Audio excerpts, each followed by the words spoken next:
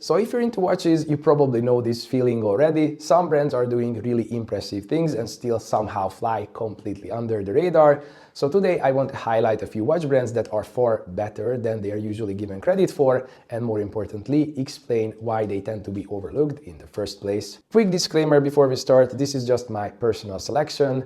Underrated is subjective to begin with, and there's no way to cover every deserving brand in a single video. So if you think I missed one, let me know in the comments. Based on your suggestions, a few of those might even end up in a part 2. And if you're new here and enjoy watch content, this is probably a good moment to consider subscribing. And with that out of the way, let's start with a brand that's close to my heart because it's not just underrated, it's quietly reinvented itself over the past few years, and that brand is Orient Star. If you are not familiar with Orient Star, the short version is this: it's Orient's premium line. They've long been known for slightly quirky, very Japanese watches that punch well above their price, usually somewhere around the $1,000 mark. And that still holds true today. The 38mm sports watch you're seeing here is a great example. If you're okay with a bit of Japanese design quirkiness, a slightly overdone power reserve indicator and Roman numerals, this is a watch you could realistically wear as your only piece and be perfectly happy. And at around $500, that's saying something. Which is why it's such a shame that the naming falls apart the moment you try to talk about it. On Orient's own website, this watch is called Mechanical Contemporary Watch Metal Strap, or REAU0004B. Neither makes it particularly easy to refer to without turning the conversation into a guessing game. Naming issues aside, Orient Star made a really smart move up market in 2022 with the 1964 Hertitage Diver series. Those watches surprised a lot of people, very Japanese at heart but with a distinctly European design language. I owned one of the early limited editions and I still regret selling it. That alone should tell you how good it was. More recently, they moved further into the lower luxury space with the M34 collection, mixing both Japanese skeleton designs with more wearable everyday pieces like the REBX0002S or the mechanical M34 watch. Not entirely sure which name is supposed to be catchier. Either way, the dial is made in the same studio that produces Grand Seiko dials, which says quite a lot about the level of finishing you're getting here. So these days, if you're looking for a uniquely styled, extremely well-made watch for the money, or something a bit wilder like a full-on skeleton dial, Orient Star absolutely deserves a second look. And speaking of brands that deserve a second look, let's move on to one I'm sure many of you are already familiar with, yet one I still think is massively underrated, and that brand is Certina. With Certina, it's not that people don't know the name. What tends to get overlooked is just how rugged their modern watches actually are. To put that into perspective, the latest mechanical DS Action Diver has been tested to withstand 5,000 Gs of force. For comparison, aircraft black boxes are rated for around 3,400 G. That should give you a pretty good idea of what Certina is aiming for here. Of course, none of that would matter if the watches didn't also look good or feel well made, and thankfully they do. My current favorite from Certina is the 40.5mm DS Action Diver in titanium, released earlier this year. It has a gorgeous blue dial, matching ceramic bezel insert and the Powermatic movement with an 80-hour power reserve.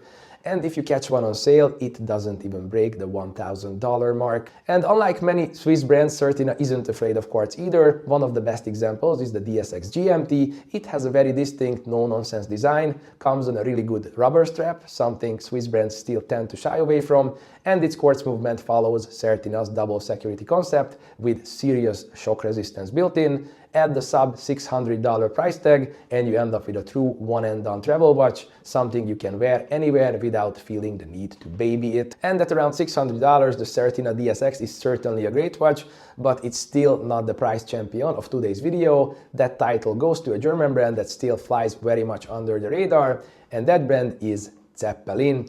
Quick disclaimer, Zeppelin watches have a very distinct look, so they are definitely not for everyone, but if you're into early aviation and airship era design, there's a very good chance that you are going to love them. Because of that strong retro aesthetic, Zeppelin watches have a bit of a party trick. Thanks to their unique design language, many of their models can easily work both as an elegant dress watch and as a retro styled sports watch, which is a surprisingly rare combination. My personal favorite is the 76401. If the style works for you, you and you don't mind the 42mm case, this could very easily be a one and done watch. And if you're more of a chronograph person, the 76901 pulls off the exact same trick, just with a chronograph dial layout. What really stands out though is the price to expensive looking ratio, which is kind of insane. Here in Europe you can easily pick one up for around 400 euros and often well below that on sale. Yet put it on with a proper suit and tie and it can very convincingly make you look like a highly sophisticated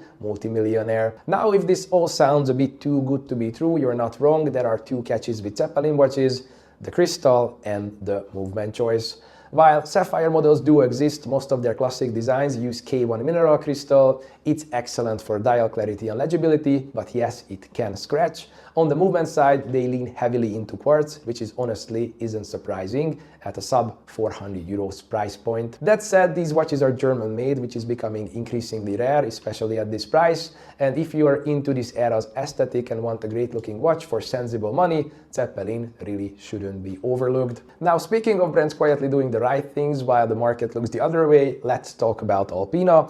Much like Orient Star, it's a brand that's been reinventing itself for years and nobody seems to have noticed. One early example was the Hertitage Seastrong diver. Even back in 2016, that black and white compressor style diver felt like a sleeper hit, the kind of watch that should have blown up. Of course, it didn't. Then there's the Alpiner Extreme. Alpina released a very solid integrated bracelet sports watch right in the middle of peak hype season, and once again, it barely registered.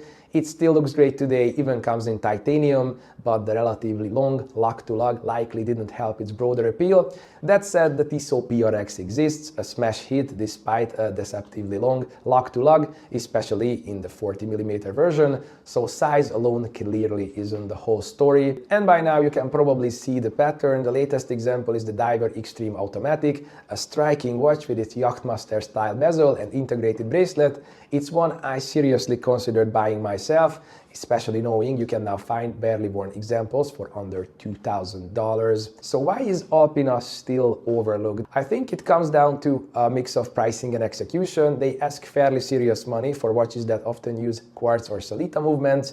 And then there are the smaller details, things like slightly misaligned screws or bezels, sometimes visible even in the official product photos on Alpina's own website. And that's one way a brand can get overlooked. With this next one, the reason is far simpler: they simply do too much.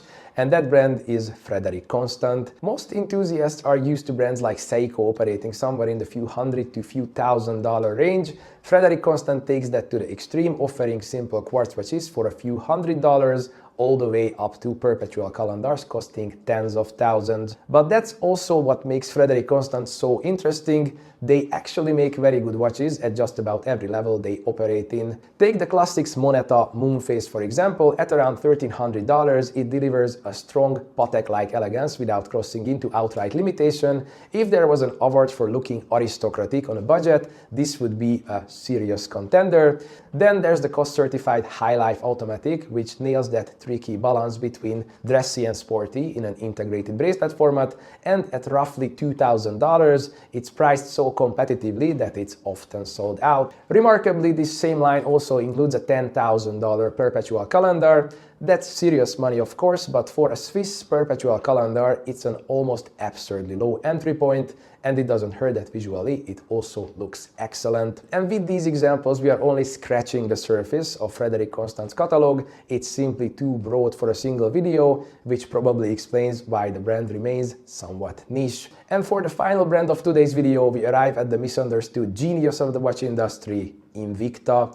A brand that, despite the watchword's near-universal hatred, has somehow kept putting out banger after banger. Watches like the Gladiator, which looks remarkably bold in gold, the beautifully restrained 47mm Cerberus that somehow works in every color variant, or the even more tastefully proportioned Artist 31109 with its subtle 50mm case, probably already sold out as the perfect companion for the holiday season. I'm kidding, obviously. I hate Invicta just as much the next person. That said, and this is the only reason Invicta deserves a mention here, they happen to own one of my favorite underrated Swiss brands, and that brand is Glycine. Glycine is a bit of a tragic hero in the watch world. Even with a truly iconic model like the Airman, the brand has always flown under the radar, and that underdog status actually works in the buyer's favor because it keeps prices surprisingly low. The Airman is a historically important aviation watch with a distinctive design, a proven Certina SW330